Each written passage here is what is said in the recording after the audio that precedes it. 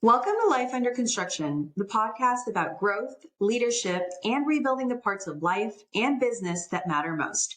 I'm Ingrid, alongside your co-host Brooke.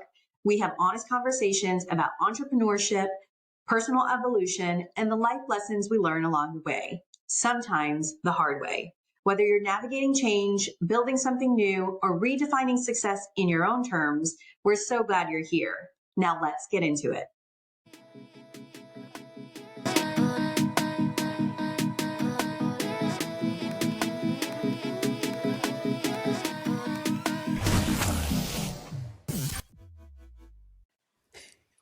Hello, everybody. Welcome back to Life Under Construction. We have such a special guest today that I am so honored that you all get to hear from her. One of my favorite people in the world, one of the most incredible salespeople you will ever meet, and one of the strongest women that I know. Welcome to the podcast, Karolyn. Hi. So excited to be here. Oh my gosh, I'm so happy to have you. Karolyn, you have done so many incredible things in the sales world, but I want to talk about the person that you are. And so I would love for you to just start sharing a little bit about your story as much as you're comfortable sharing with the people who are listening. Yes, I'm so excited to be here. I am obviously Brooke and I love Brooke to death, and I've had the pleasure of getting to talk to Ingrid. So I'm very excited to be in this part of my journey or my season, as everyone's been saying. But it started off in a long, long time ago. We won't go how far back, but I've always grew up in a really big, loving family. It happened at 14. I got adopted, and my family grew even bigger, and it's to the point now that my husband and I have 27 nieces. And it started, I never in a million years thought I would be at where I am today. My husband and I talk about it all the time. We're the first in our generation to ever own an actual home. We're the first in our generation to go out of the country. We're the first in our generation to actually feel like we've really done things on our own, and it's been such a blessing. So I never thought I'd be in this industry. I didn't even know this industry existed. As I was getting older, I started out as a receptionist with the company that I'm currently in about 9 years ago. They came to me about a year and a half in and were like, "Hey, Karolyn, we think you'd be really great at sales." And I was like, "Ha ha ha, it's way too much money. Like, there's no way." And I've been in sales for about 6 years, and I love everything about it. I get to work with new home buyers, retirees, new families. And being in the new home sales industry is so great because you get to see so many different people on their walks of life, and you get to help them to be a part of that. Here, we have a lot of people who will come in, buy a home with us once, and then follow us throughout communities because they love us, they love our home so much, and then they love the customer service that we have. So being in the new home industry is just everything I thought it should be and everything I've ever wanted it to be. It's so nice. It's the same thing every day, but different. And it's just a really great path for me. Can I just say, I love Karolyn's passion. Like, you can feel the passion and the excitement that she has for the home building industry, which I love, love, love that. So I love that for you. But Karolyn, have you always lived in Texas? Where did you born and raised? So I'm actually first generation Texan, and my husband's not even from Texas either. So we're very not native to Texas. My dad's from Chicago. He moved here when he was 11. My mom is from Georgia. And so we were a military brat, but we've stayed in Texas most of our lives. We never really ventured out anywhere. So I have family in Georgia, I have family in Chicago, but I'm first generation Texan. And everyone jokes because I don't have a Texas twang. At least I don't feel like I do. And so I get around my Georgia family and I'm like, oh, wait, no, I definitely have a weird Texas Georgia twang that's going on. And I talk really fast. So. Oh my gosh, that's amazing. So I think one thing we all have similarly is that I started as a sales assistant. When I started working for a builder, you started as a receptionist. Ingrid, remind me again of your journey. I actually started out in general real estate, but I always knew I wanted to go into home building. Yes. Yeah. Yeah. It's just so interesting. So you made a comment. You said that they came to you and said, "We think you'd be great in sales." And you said, "Oh no, there's no way. That's way too much money." Was there a season where you felt unworthy of a certain level of income and success? I think I live in that season every year, every day. Every day it's almost to the point where, I took a little sabbatical. And so there was about a 6-month period last year that I really didn't get paid. And even then, when I first started came back in and started selling homes and started doing everything back, I was just like, how unworthy am I of this? Because it just is never, I never feel like I'm that person. I'm going to be good enough, or it's not real, or the carpet's going to slip, or I've really worked hard over the last few years saying that good things are allowed to happen to you and nothing bad has to happen because of a good thing happening. And that was something that I really grew up like, oh, if this good thing happens, something bad's going to happen afterwards, because that's just the way the world works. So I'm a lot better now, but I'm like, when is that rug going to be pulled out from underneath me? So I think that's a common thing. A lot of people who didn't necessarily grow up with a bunch of wealth or a bunch of security as a child, like, this is my number one security. When is it going to be ripped away? Because of a child, I had that happen a lot. But my husband's really great. Like, no, this is fine. And even in a season of where we're not making a lot of money, he's like, we always figure it out. We're always going to be fine. And having him as my rock has been such a blessing. How did y'all meet? I was bartending and he came in, and I remember it like till the day I die. It was 13 years ago. We've been married for almost 12.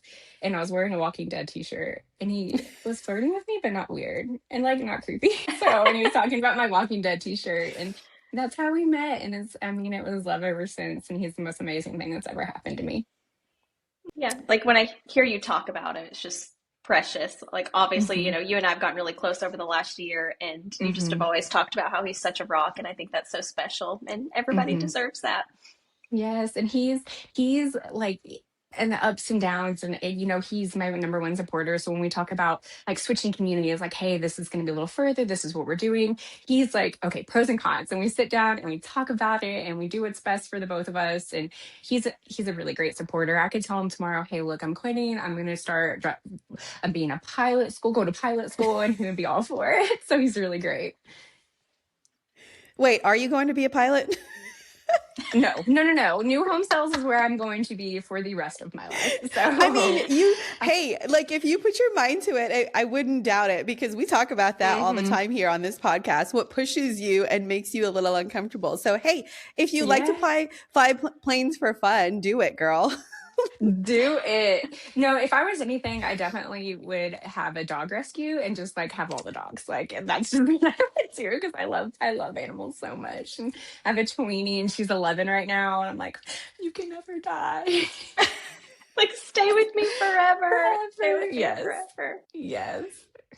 Going back to what you said about how always thinking, oh my gosh, this good thing happened. When's the bad thing coming? I am like that sometimes too, as you were Mm-hmm. saying that. And I feel like that's probably so relatable to so many people listening. Mm-hmm. And it's like, man, how do we cure that? How do we get to a Yeah. place where it's like, oh my gosh, this awesome thing has happened. That means more awesome things can happen, because this has proven Mm-hmm. to me that it can be so. So I think that's so interesting as you were talking. I'm like, dang, I relate to that so much. And maybe it's because when you have been in a not great situation, you Mm-hmm. never want to go back there. And Mm-mm. so there's just that fear that comes in. Are there aside from that, is there anything present day, like tool or skill that you've learned when that feeling creeps in to kind of combat it? Like you recognize, acknowledge that it's Mm-hmm. there, but you have that self-awareness to know, hey, here's what we're not going to do, or here's what we are Mm-hmm. going to do. Well, one thing you said, like, recognizing knowledge is the first thing you have to do. And even this morning, and we are what, 3 days into the new month, and I haven't sold a home, and I'm like, my anxiety was high this morning. And I'm like, Karolyn, like, you hit your goals last month, you hit your quarterly goals, like, you're doing wonderful, everything you've been doing. But this morning, I'm like, I have to sell a house today. Then I'm panicking. But then I slow down and I recognize. And that's the number one thing that you absolutely have to do, is slow down and recognize. But once I slow down and recognize, I remember that I put in the work. I do what I'm supposed to do. I show up every day. I give 100%. My 100% yesterday looks different than my 100% today, but I give the 100% that I can give. And the most important thing I think everyone should realize is show up. Show up, even if it's for 15 or 20 minutes. I'm not a big believer in like the fake it till you make it. I like fake it until you become it. And that's every day. You have to, it's every Yes. day. You start a new chapter, you start a new day. It's a fake it till you become it. And you don't have to have a good day every day, but it's easier it's better to have a good day. So if you have start off your bad day, turning it into a good day, you don't have to live in that. So recognizing and acknowledging is the number one most important thing. And then getting yourself out of it, figuring out what works for you. For me, it's a 5-minute walk around my community. I don't touch any signs. I don't straighten anything. I just breathe it in, see the kids play. We live in a really active community. So I'm very blessed to get to do that. A lot of our neighbors wave at us and say hi. And then it also reminds me why I'm doing it, why I'm here, why all of this is, I'm being successful. So. Yeah. One thing I tell people is to create a bank of wins that you can pull from. You know, like if you, it sounds so silly, but if you just get like a little jar off of Amazon and inside of just get some little pieces of paper, some Post-its, and write down all the things you've done. Like even if it's little things, like for you, Karolyn, it's, you know, 40 under 40 winner, like first person in my family to have a brick and mortar home. I mean, you could fill a bowl in a second. And then anytime you have those moments of insecurity, you can just pull it out and you can think to yourself, okay, if I could accomplish this, I can absolutely handle this thing that's in front of me and I can absolutely get through whatever hard season I'm currently in. And we kind of blew past that, but share a little bit of your accolades because you're being hard on yourself. You're kind of the best salesperson ever. So I love what I do and I have a very big passion for what I do. I've always been in the people industry. I've always been in some type of sales, just maybe not this extreme, I guess you would say, and really sales is sales. So if you're selling someone a bottle of perfume or you're selling someone a house, you have to be personal, you have to be engaged, you have to actually have to care. And I think that's what makes a lot of different salespeople, and I've seen it in the industry, not just with me, but with other builders, is people are here because they want to get paid, because they want to get paid, and that's all they care about. And I really, truly think like my biggest thing is discovery and sitting down and actually learning. If I have someone who's in front of me and I'm only with them for 30 minutes, I haven't done my job, because it takes longer than 30 minutes to actually figure out someone's story and who they are and what they're looking for and what's their actual problem. And slowing that down, it's really great. I've had buyers who I was selling in a community that's 45 minutes away who have followed me out to a community that's completely different that has acreage, but they know who I am. They know how I work. They know I'm going to do what's best for them. And so they keep coming back. And that's one thing about the company I work for is I think it's like 30% of our business is referrals, which is amazing. A lot of people can't say that. It's probably a little higher than that. I'm just being modest because that's who I am. So a little bit more than that, but I really care. And it's like, I had this one lady come in, she came in 3 days straight, and I showed her the same houses every time. She closed in 15 days. She was a cash buyer, ended up closing in 15 days. And that's not the route she was going to go, but that's the route she ended up going because she felt like she was taken care of and she was helped, you know. I'm a middle child and I 100% have middle child syndrome. If you're not a middle child, then you may not understand. But I was always like, my sister was the oldest, my brother was a little, and here was little Karolyn. And I've always been a helper. I wanted to be involved in my brother and help my sister and do everything I can. So this really just came natural to me. I wanted to be a school teacher. I went all the way through and went through student teaching and said, ew, this is not for me. So I feel like I need to be a teacher in a completely different aspect because I get to teach people about homes and home ownership and what that looks like. You know, first-time home buyers are my absolute favorite because I get to hold their hand and I get to explain why this is great for them and why this is better than renting and help them into freedom, like financial freedom, equity. I don't know how you want to say that, but it's so much more freedom, you know, especially when they have the 1,600 square foot home and they moved up to 2,000 square foot home with half an acre or whatever it is. Their whole life changes and we get to be a part of that. And that's just something I love that I get to go do every single day.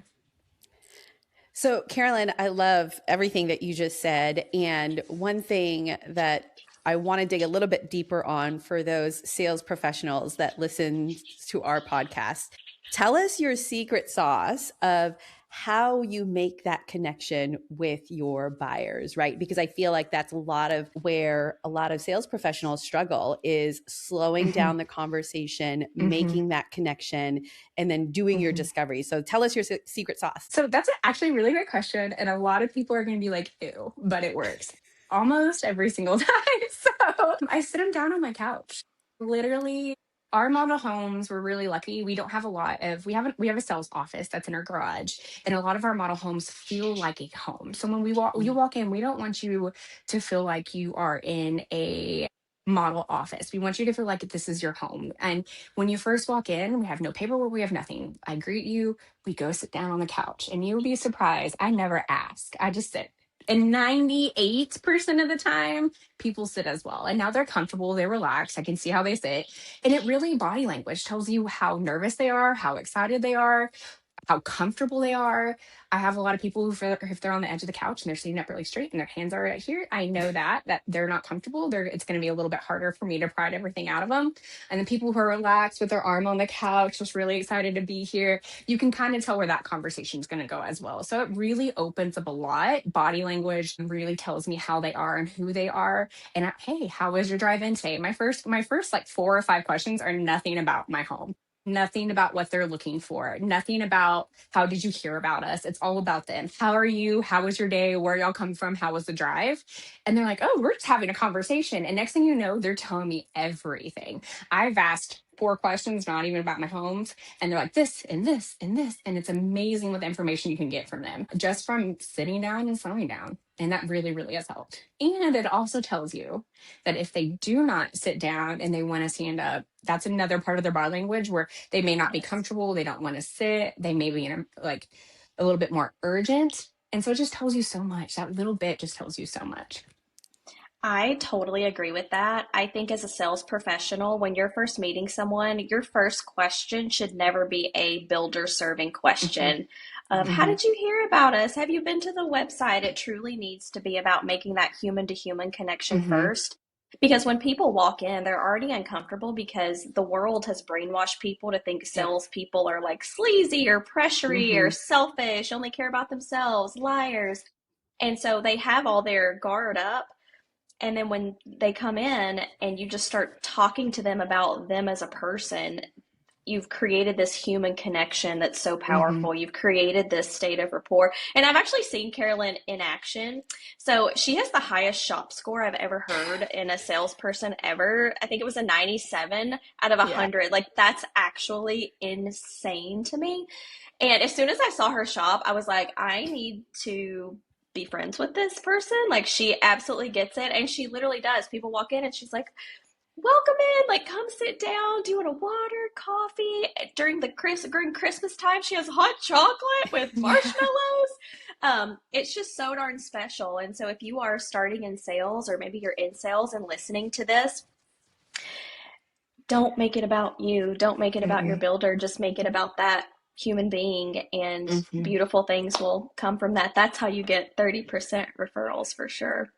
But why do you guys think it's so awkward for sales professionals to just have that initial conversation and not have it be about the builder? Because I know, Brooke, you and I see it all the time. It's such a struggle. It's literally pulling teeth for them to be like, hey, just have a regular conversation. Talk to them like they're your friend, not like you're trying to sell them something. Why is there such an awkwardness with that?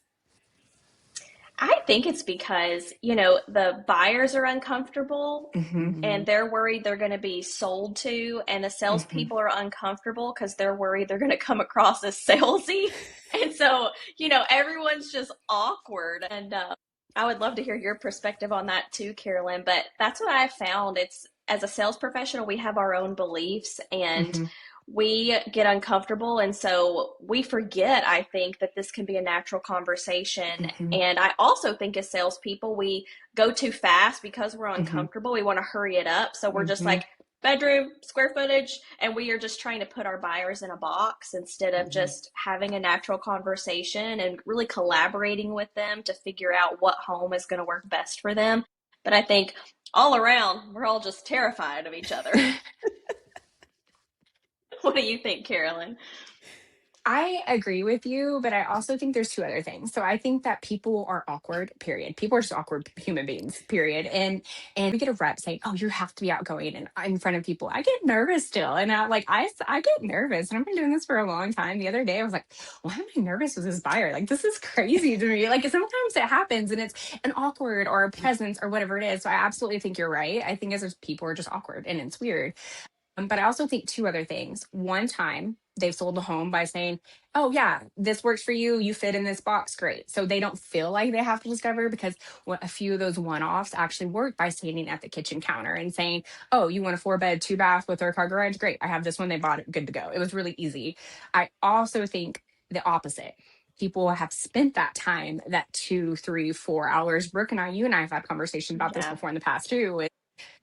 You spend all of this time with people just for them to go to the competitor down the street, and they don't want to do it again because they feel like a time waste. So I think it's a little bit of both. They've sold because they talked to the counter for 10 minutes, good to go. They sold it, but also because they spent that 3 hours with people and it didn't go anywhere. And one thing Brooke really preaches on, and I love 100%, is that don't spend time with people because the one time you did, it didn't pan out, or the second time or the third time, because it's going to pan out more often than not. And if they don't buy today, we've had someone who came back from 2022 who ended up buying with us because they remembered us 4 years ago. They remembered us. They remember how we treated them. So that's really the most important thing, or how people are going to remember that you treat them, and they want to be treated respectfully and correctly. So spend the time with people. Don't put them in a box. That's the worst thing you can possibly do, is put them in a box.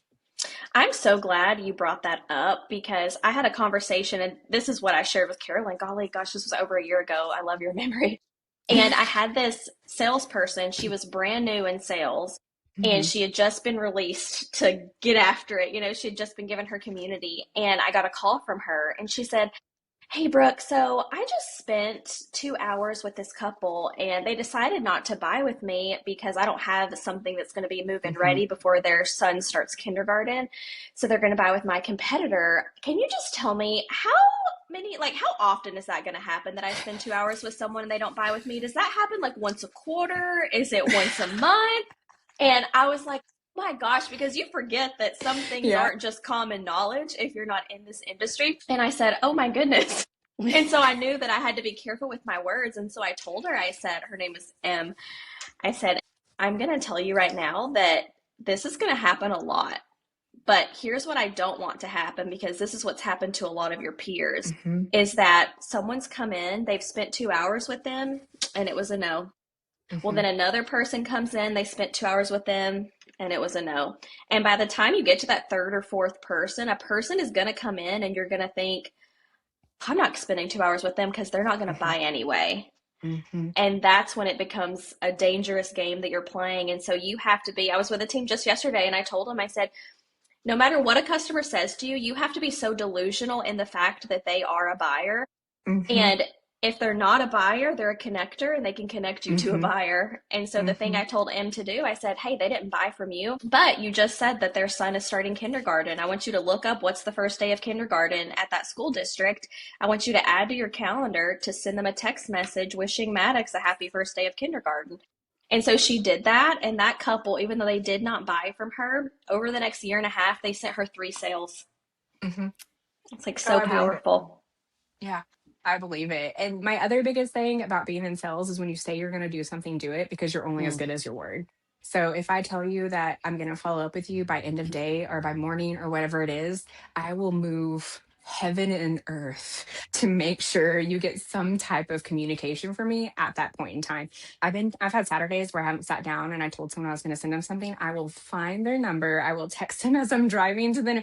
Hey, I got super slammed. I didn't want you to think I forgot about you. You'll have it before I leave the office today. When you say you're going to do something, it doesn't matter what it is, you need to do it. So if you are unsure about something, hey, that's a great question. Let me get back to you. And people aren't going to harm you for not knowing the answer. They're going to be very upset if you tell them something and that's not what happens. So just very great question. Let me get back to you, whatever that may be. If you're 80% sure, very great question. Let me get back to you. So just when you say you're going to do something, you 100% have to do it. So we're only as good as our word. Let me ask you this, Karolyn. So with the passion that you have for what you do, and I know that you say you always give it 100%, or sometimes some days even more. What do you do to avoid burnout? Because I know that that's a thing that people talk about these days as well. Yes, burnout is 100% true. And it happens to so many people. And I was actually talking to my colleague, my sales partner here the other day, because we've been going and blowing. We have a little bit less traffic, but we've been going and blowing. We're planning events, we're planning people. slow down, take your time, it's your lunch break. We never really have time off. If you're in sales, you know that. Like, you are always closing department, buyers, whatever it is, but take that time. So I'm really blessed to work with a company that believes in your downtime. And I really have gotten to the point over the last like 3 to 4 years to where I stop answering emails at 8 o'clock. I don't answer emails until 8 a.m. I don't answer because I get up early. I go to the gym, but that's my time. That's what I get to do. And I always have my designated me time. I don't take lunches. I like being in my model. So I'm not telling you not to take your lunch, but take your lunch, do your me time, set a guideline and a boundary with yourself and with your home buyers, because everyone respects it. People don't want to be messaged at 11 o'clock at night. They don't want me to get an update from my home at 11 o'clock or their home at 11 o'clock at night. And a lot of people respect that. I get a lot of people who email or text me, hey, I know it's late, respond to me first thing tomorrow morning. And at 8 a.m., that's when I get I'm back on my phone and I start responding to them. So make it that boundary, make that for yourself, for your buyers. I'm not saying ignore them on your days off, because you can't do that, but set a boundary.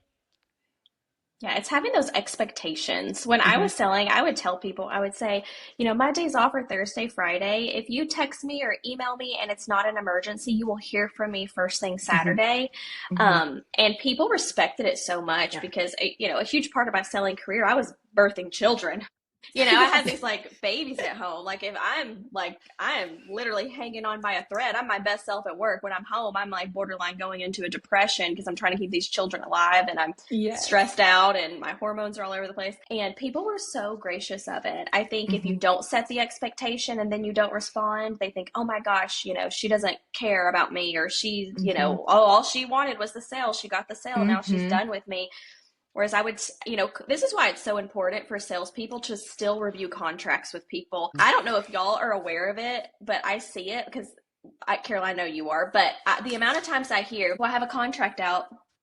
I'm like, what does that mean? You should not have a contract out, because I don't care if you're in Tokyo. We are hopping on a Zoom. I'm sharing my screen and we are going through the contract, because that is your time to set proper expectations. That's the opportunity where it's like, hey, I'm going to tell you what you can expect from me, what I need to expect from you, and any very community builder specific things that you need to know. And I think, when I was selling, I won, all the customer service awards. Karolyn, I imagine you do too. And I think that's why, because it was just the expectation. I prepared people. Hey, when you walk in your home, you may see a broken window. If there's an initial on it, we've seen it, no sweat. When you walk your home, hey, there's a point in construction when the outside first gets done, landscaping's not put in, you're going to think your house is ugly. Totally normal. When you prepare people for what's going to happen, if it happens, they're like, oh, no big deal. But when you don't prepare them and they see a broken window, they freak out. Or when their house, paint's done, but there's no shutters yet, the landscaping's not finished, and they think, oh no, we made a bad choice. They're going to be like, oh, Brooke, Brooke told me that was going to happen. This is normal. And so, yeah, it's just everything. Yes, that stresses me out. I hear that with a lot of sales professionals. And I'm like, how does that even happen, that you trust just sending it out via DocuSign? And what ends up happening is those buyers, they have a ton of questions about the contract, a ton of questions. So then what happens is they start creating these stories in their head about all of these things that they assume is what it means, right? And then the sales professional then starts to wonder, well, why did they cancel? Or why were they unhappy? Or why did they decide not to move forward? It's because you didn't set proper expectations. You didn't walk them through the purchase agreement.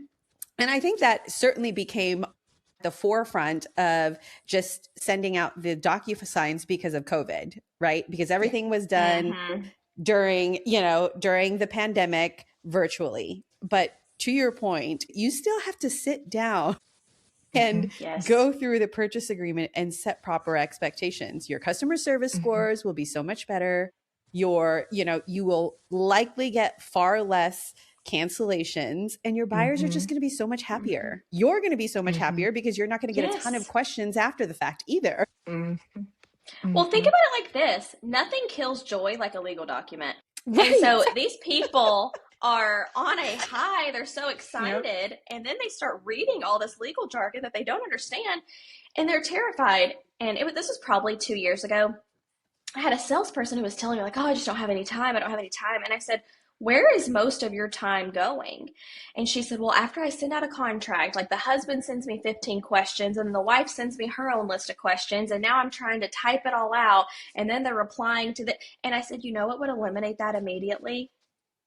Sit down and review the contract. Like, because so many times people get upset over a simple misunderstanding, or they just cancel, because the second I get overwhelmed, I think it's a sign from God, the universe, that I shouldn't do this, because anytime we feel a bad feeling, we're like, oh, this is a sign, this is not for me. And so you can really keep that energy up, you can keep that joy up. You got to review the contract. I also think that a part of it is the lack of understanding of the contract that sales professionals avoid it. So for those sales leaders, it's really important to provide the proper training relative to your purchase agreement. And now we have AI. You could upload your contract into AI. You know, I didn't have that when I was selling, so I had to read each section, paraphrase, and I created myself a contract cheat sheet. But now you could just upload your contract and say, explain every section to me as if I have no knowledge of new home construction, and it will probably give you some really good takeaways. But yes, I think there's a major training issue in the industry. I think most builders do not have good internal onboarding. And sales leaders are more stressed than ever because sales are slow. So they're hearing from people above them, we need sales, what are you doing to sales? So they're trying to hire new salespeople. They also have this massive to-do list. They're having salespeople who are burned out train the new hires, and there's no benefit to them to do that. So they're going to train their competition. Right. And so I think the system is a little broken, and I think there's definitely a better way. And I'm sure there are some builders and leaders out there who have figured it out, but it's understanding that your salespeople who are on the front lines, they're the most important people in your company, because without them, companies don't exist. It all starts there. And so it's making sure that they are trained properly, they are excited about the potential, and they understand the why behind every action. Because if you have people doing action with no purpose and no meaning, that's absolutely what's going to cause them to get burnt out, and they're going to quit, and it's just not going to be a good situation for anybody. So it's helping people see, you know, if you're a leader, you're still in sales, I just have to sell my salespeople on the why behind reviewing the contract, on the why behind the need to learn the contract, on the why behind we need to do all the million extra things we need to do, like networking and call 20 people a day, and, you know, just all these tasks. But you're totally right, Ingrid. It starts with the leaders. And it is intimidating. The contract is intimidating. I don't know how long everyone's contracts are, but I've heard they can be up to, 200 pages, and that can take you an hour and a half to 2 hours. But in the long run, what is 2 hours of your day going over a contract? So we go over contracts via Zoom or in person or whatever it is. And then I have an FAQ page I send to everybody. Hey, this is what we talked about. These were your main questions. This is what we did. This is where this is at. This is where this information's at. And that has helped wonders. And I'm a big component of saying, hey, yes, remember when we talked about this? Let's refer back to where our answers were here, or in this email, or remember this. And it's great because we have a lot of people who lay in bed at night and like enjoy everything. We do home stories, which is where we take pictures of the homes. And I have people who tell me at 2 a.m. they're just looking at their home stories because they just can't wait. And going over the frequently asked FAQ page, they'll go over that and they'll look at it and like, oh, I remember when we asked this question, or their design selections, and they'll be able to look at it and fantasize about that home at 2 a.m. in bed when they're excited. So it keeps that excitement. Like you said, nothing kills joy more than a legal document, but it makes it more fun, and it makes it less scary, and it makes it more comforting. You're setting those expectations. You're going to get those referrals, and you're going to have happy homeowners. I was driving down the street one day, and I had a client with me, and I had this homeowner stop, and they were talking to him, and any salesperson be like, this can go really, really great, or this can go really, really bad. I knew it was going to go really, really great because everyone out here is happy. So setting those expectations, letting those people know you're going to get more in turn, more referrals, more people, and just happier customers throughout. First of all, can I just say, an FAQ page, that is genius. And I'm like, how did I never think to put together a frequently asked questions page to send to everybody on the off chance they have the same question that the first 100 people ahead of them had asked you? Oh my gosh. Yeah. Brilliant. That's the takeaway of this whole podcast episode. Every builder needs to create an FAQ page for customers. Oh my gosh, that's great. And it just helps. It settles things, and it just reminds people like, hey, look, you're not the only person who had this question. You're not going to be the last person who had this question. So ask me all the silly questions because I bet you have been asked it multiple times. Yeah. Oh my gosh. To take a little pivot because of something you said earlier, Karolyn, you said that in the morning you're going to the gym. And when I saw Mm-hmm. you and I were both at a retreat recently, and I was like, oh my gosh, you look incredible, just Thank absolutely you. glowing. If Thank there is you. someone else who is, feeling insecure, feeling unworthy, and don't even know where to start, like take us through your journey of just actually taking care of you and making Yeah. yourself a priority. I would love to just hear that. Yeah. So first things first is I start setting some of those boundaries with work. And there's a few things I learned from the retreat that I definitely have implemented recently that I have absolutely amazing love. I have to set time for me. I'm an early bird. My husband works nights, so we really don't get to see each other, but I wake up early and I did not just start at the gym. It was too intimidating for me. I just couldn't do it. There was too much going on, too loud. Are people looking at me? No one cares. No one cares what you're doing. So I started working out at home. It was an Amazon little workout thing. I started doing that. I felt comfortable. I could be ugly. I can breathe heavy. I can do all the things that I need to do there first. And then once I started, like, slowly started feeling myself get better is when I started going to the gym. But I always mark out there's 2 hours of Carolyn time in the morning and in the evening. Like that's for me. I have a 45-minute drive into work. And at first I was like, oh, this is going to be so rough on me because I was only commuting 17 minutes at first. But it's really a time I do my breathing work. I get my mindset right. I think about what I get to do throughout the day, and it really helps. So setting that time and setting those boundaries for myself, and it's on Carolyn's time. Like if I sleep in, then I don't feel as great today. I guess morning, like I had to get up earlier today to go to the gym, but I'm glad I did. I'm glad I got that in. And it was only a 20-minute workout, but I'm so glad I got that in. And it doesn't have to be anything major. It doesn't have to be anything crazy. Just start. If it's a 10-minute walk, walking your dog, just start whatever that is. If it's you taking a bath because that's what relaxes you. So just really carving out time that works for you. Gym works for me. I love it. I feel great when I get to do it. I feel icky when I don't get to do it. So that's something I always make sure is a priority to me. But then if I can't get to it, I walk my community, and it's a huge community. So I'm really blessed to have that. So I get to walk my community, get my steps in. But that works for me. My best friend, she loves art, and she takes an hour or two every day at the end of the day to do her artwork. And that sets her tone in her day and makes her day better. So it's really whatever niches work for you. If you're a reader and you want an hour in the morning to read, take that time out. You deserve it. And if you're tired, your body will get used to it anyway. Just go to bed a little earlier. It'll be fine. Yeah. Yeah. So true. I think it's so important what you just said about, just slow starts, maybe Mm-hmm. start at home. Well, Anna, who at the retreat. So at the retreat, I discovered I had a sugar addiction totally on accident. Y'all, this is the funniest story.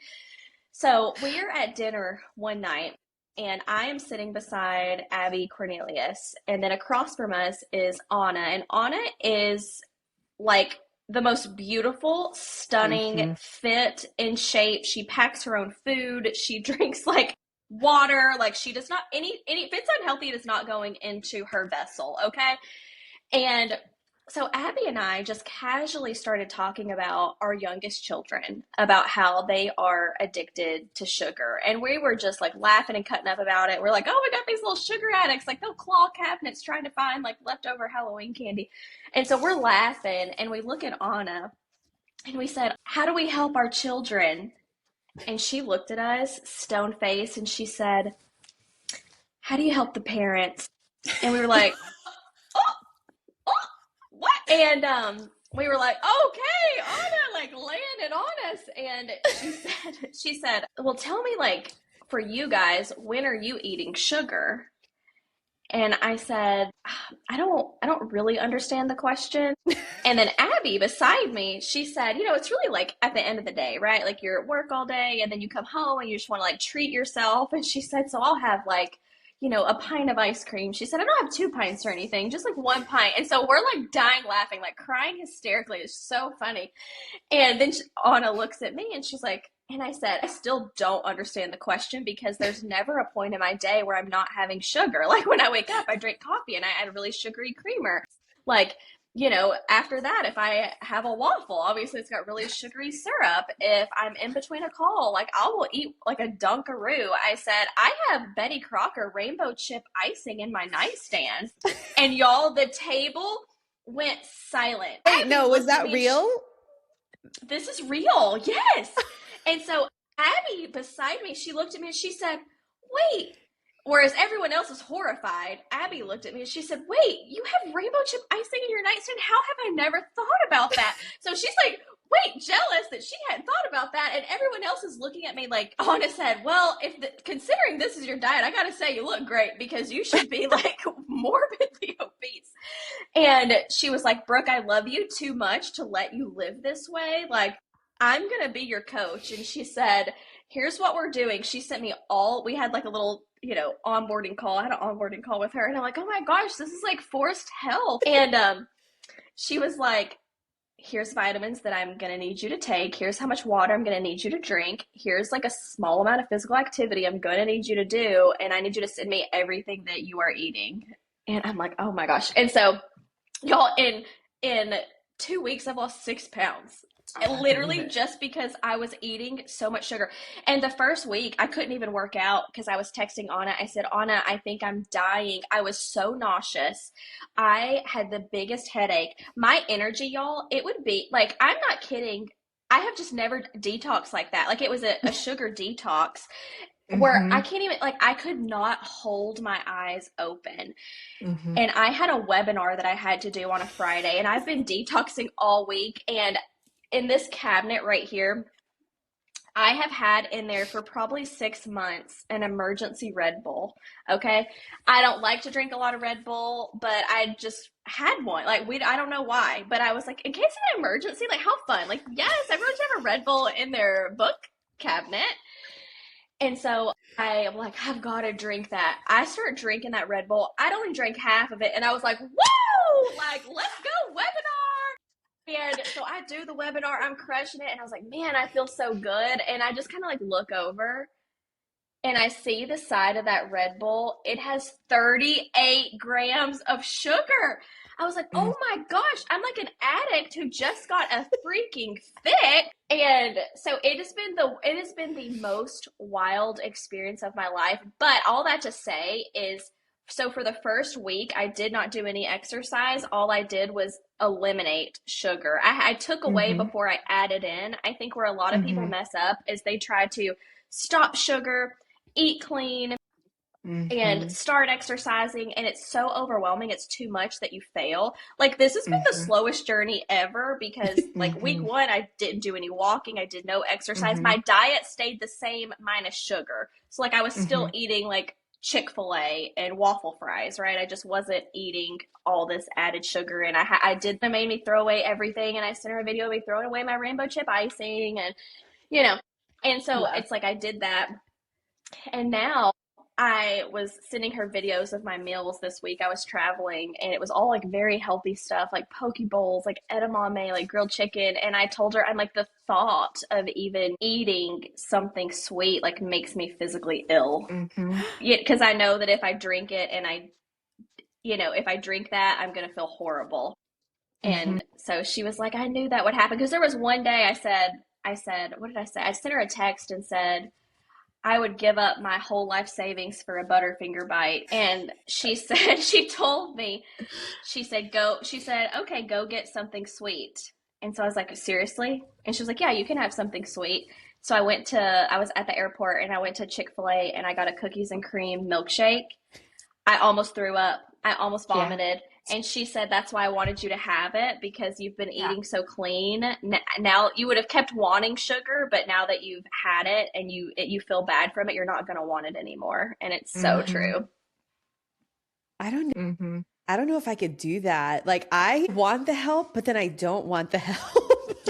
Because I love you guys have no idea. Like I'm a sweets girl. Like I love my chocolates. I love my candy. I love my cake. I love my ice cream. I love all of that. And literally a day does not go by.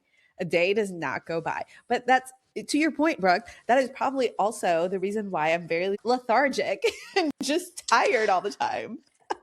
Yeah. And live on Red Bull. Yeah. Yeah, it's just knowing that it's possible.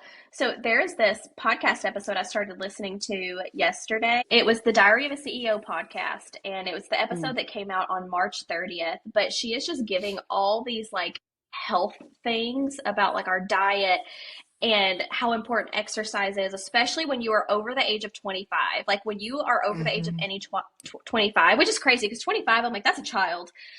Young. When you're over the age of 25, everything starts to slowly decline. And like, it's even more important. And she said before 40, like if you do not get the health together before 40, you are going to have such a hard second half of your life. And so hearing her talk, I'm like, okay, I'm glad I'm doing this now because, I don't want to die or not be able to like hang out with my grandkids or play in the floor with them because I decided that my Betty Crocker rainbow chip icing was more important. But it is tough. I think, we live in a world where the food is trash and we're all addicted to either caffeine or sugar. And you just have to decide, what's the priority. Because, man, for me, for so long, it's been YOLO. Like, I mean, Karolyn will tell you, I'd be giving a keynote and like talking about, like joking about how unhealthy I am. But listen, a life without crumbled cookies is not a life I'm interested in. But now I guess it is. See, and I feel like, so I'm still in the mindset of I'm trying to justify my ability to eat sweets. So I'm justifying. I'm like, I eat healthy, but then I just like my sweets. So right now that's where I'm at. And I'm okay with staying there for the moment until you ladies hold me accountable. Okay. So especially Karolyn, if it's just a small amount, it's fine. Yeah. Small amount's fine. Every now and then. Karolyn, one thing that we like to ask our guests is, what is something that you're still under construction in? So what's something that you're still currently working on? I'm always working on me, but the one thing that I am really focusing on this year is my attention to what I am doing in my life. I had a whirlwind of a year last year. I found out who I truly was and who I wanted to be. I thought my life was going to go different last year than it did. This year is really grounding and coming back to who Karolyn is as a person, who I want to be outside of my husband, outside of my job, outside of being an aunt or a family member, and really focusing back on who I am outside of all of my titles, outside of everything and anyone expects of me. I want to get back to who my little girl is. I actually have a photo. Can I show it? I have a photo of myself and it's with my grandparents, but I have it on my desk every day. And then this is little me from when I was little. And then that's my great grandparents that I really, really love. And so just getting back to who that little girl is and who she wanted to be and everything. So that's really what I'm focusing on this next year, is getting back to little old Karolyn and making her the best she can be for everyone else. So, and herself.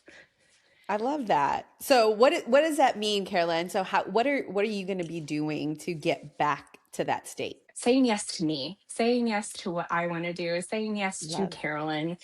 I'm a yes person, so I say yes a lot, but I do not focus on myself a lot, and it really is the yes that can hurt me, and I'm not doing that this year, and it's been hard. It's been really, really hard to do, but it's you choose your hard. What's hard, and I'm choosing to do this for me.